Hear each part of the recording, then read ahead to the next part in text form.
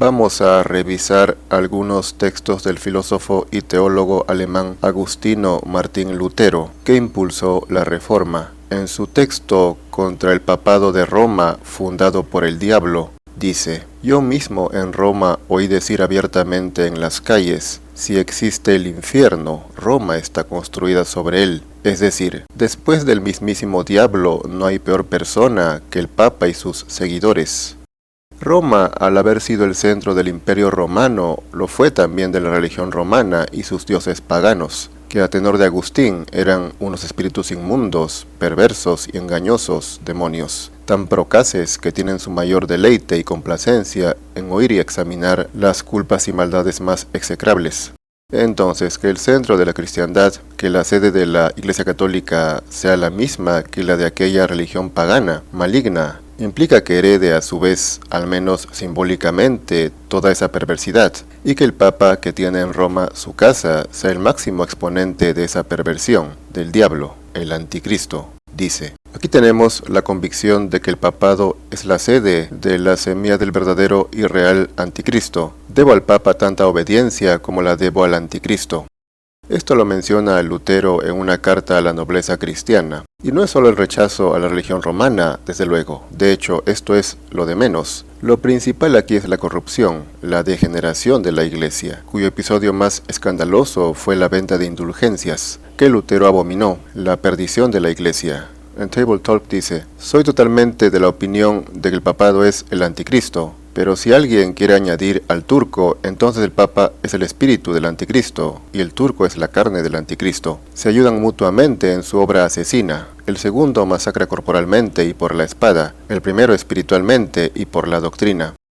Aquí se hace referencia a la guerra, las llamadas guerras santas, las cruzadas, las ligas santas, en las que se enfrentaban los cristianos contra los musulmanes, contra el Imperio Otomano. El Papa era el líder de la Liga Santa, y por la religión morían muchos miles de personas, millones si contamos todas las guerras. En otra parte también dice: «El anticristo es el Papa y el turco juntos. Una bestia llena de vida debe tener cuerpo y alma. El espíritu o el alma del anticristo es el Papa, su carne o cuerpo el turco. Este último devasta, ataca y persigue corporalmente a la Iglesia de Dios. El primero también espiritual y corporalmente, con ahorcamientos, quemas y asesinatos. Pero así como en tiempos del apóstol la Iglesia obtuvo la victoria sobre judíos y romanos, ahora mantendrá el campo firme y sólido contra la hipocresía e idolatría del Papa, y la tiranía y devastaciones del turco y sus demás enemigos».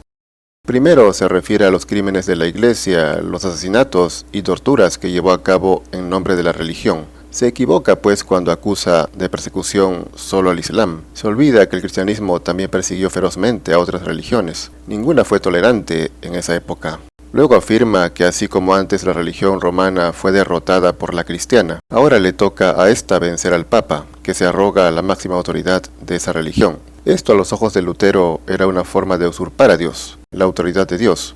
Dice: «Yo sé que un cristiano debe ser humilde, pero contra el Papa voy a ser orgulloso y diré: a ti, Papa, no te quiero por jefe, porque estoy seguro de que mi doctrina es divina. Tal orgullo contra el Papa es imperativo, pues si no somos firmes y orgullosos, nunca lograremos defender el principio de la justicia de la fe». Esto lo menciona en su comentario sobre la epístola a los Gálatas. El Papa no es el jefe, la verdad está en las Escrituras, en la doctrina. Uno tiene que estar orgulloso de la palabra de Dios y de su religión, tenerla en el lugar más alto, dejando abajo al Papa. Dice en Table Talk: «El Papa es la última llama de la lámpara que se apagará, y dentro de poco se extinguirá, el último instrumento del diablo, que truena y relampaguea con espada y toro, haciendo la guerra mediante el poder y la fuerza de otros. Como dice Daniel, él es poderoso, pero no por su propia fuerza».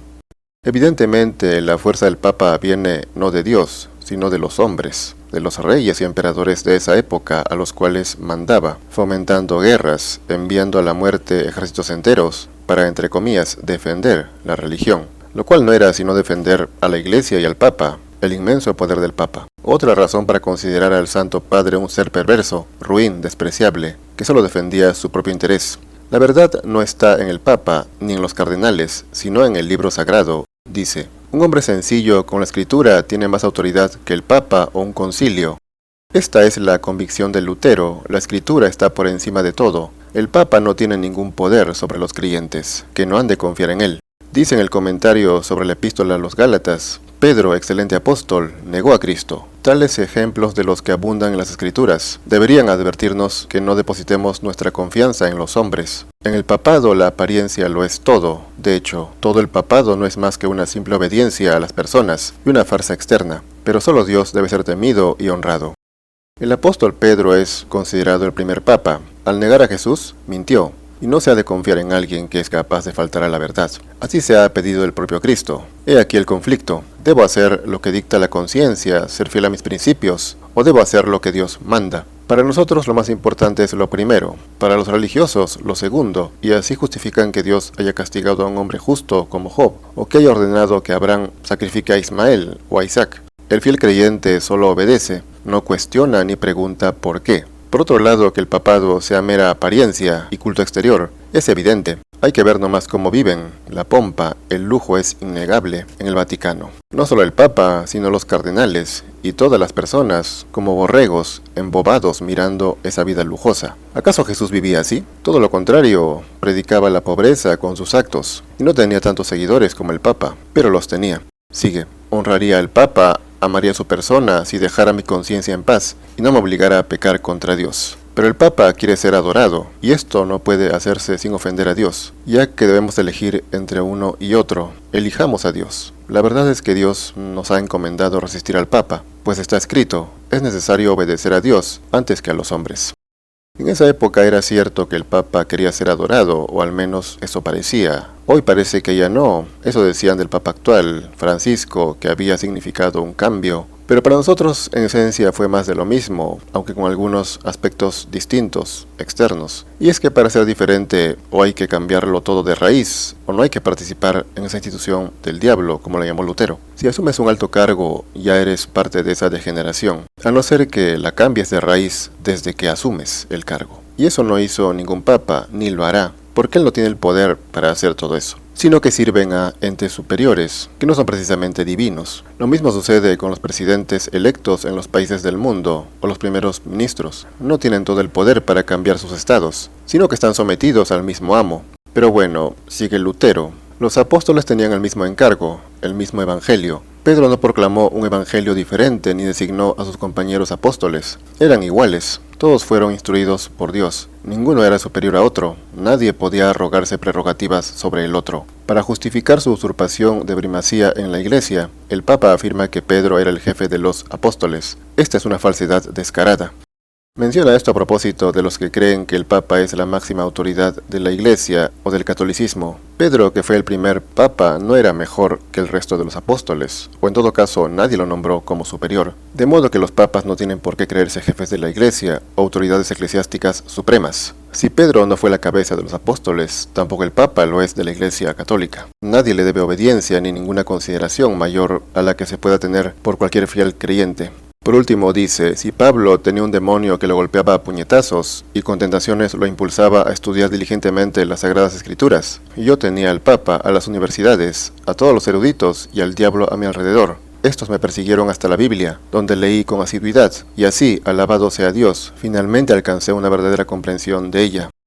La autoridad del Papa, su palabra, las universidades, los eruditos, los que aparentemente sabían, eran los que motivaban a que Lutero lea más profunda y concienzudamente la Biblia, que la comprenda, porque para él la última palabra, la verdad, no estaba en esas personas, por mucho que sepan o que hayan estudiado o que se arroguen ser autoridades, sino en su propia comprensión, en el libro, en este caso en la Biblia. Ahí estaba la verdad, no en la palabra de los doctores de la Iglesia. En nuestro caso, pues, opinamos algo similar. No somos religiosos, pero nos fiamos sobre todo en la palabra de los más sabios, sobre todo de la antigüedad, que son los que más cerca estaban de la verdad, mucho más que los modernos. Los libros para nosotros son las máximas autoridades, los libros antiguos, para ser precisos, de los grandes filósofos y sabios, griegos, orientales. Lo que dicen ellos vale mucho más, es todo, comparado con lo que dicen los actuales científicos o expertos, filósofos o eruditos. Lo que dicen estos es poco o nada comparado con aquellos.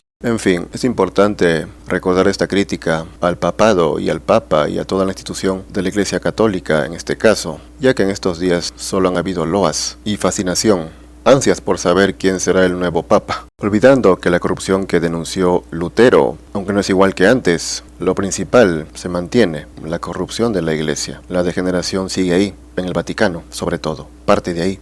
Y en realidad, si uno quiere ser religioso, no debería confiar en ninguna autoridad, sino sobre todo en lo que dice, justo como aconseja Lutero, lo que dice el libro sagrado de esa religión. Y aun cuando uno desconfíe de lo que dice ese libro, pues revisar las versiones anteriores, los comentarios, los cambios que han habido, todo eso, y que uno mismo determine qué es lo que está bien o lo que está más cerca de la verdad. Pero eso casi nadie quiere hacerlo. Casi nadie quiere pensar por sí mismo o usar su cerebro, sino que prefieren seguir lo que dicen otros, obedecer a otros, someterse. Intelectualmente me refiero, porque corporalmente sí quieren hacer lo que les da la gana, en sus actos, pero en la palabra pretenden ser religiosos o fieles. Hay que entender pues que la religión se demuestra con la vida, no con la palabra.